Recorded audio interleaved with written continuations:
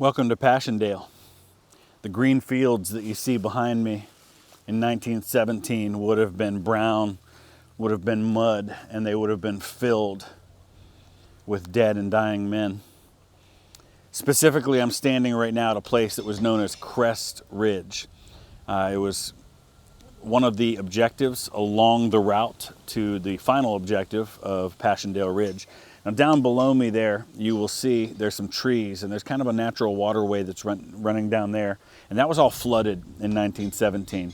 And so it became kind of a natural divide between the 2nd Canadian Division's position where I'm standing and the 1st Canadian Division, which would have been on the far side of that flooded area. So the 1st Canadian Division made the push from where we're standing, the left of Passchendaele village, and the 1st Canadian Division would have made the attack on the village itself. Specifically, it was around the 30th of October that the Canadians took the area here known as Crest Farm. From here, they were to consolidate their position and then make the final approach on Passchendaele. You can see in the distance there's a church. It's about 700 meters away.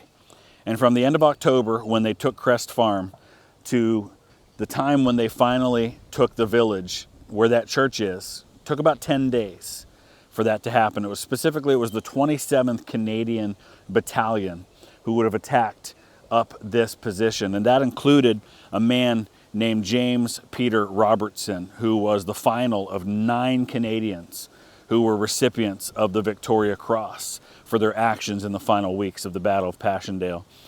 More than any other Canadian battle, more Victoria Crosses than any other battle that they ever fought in. And Robertson, like many of his fellow Canadians, is buried today in the Tyncott Cemetery. He lost his life during those actions for which he received that medal. But while it looks beautiful today, this was hell on earth, quite literally, in the fall of 1917.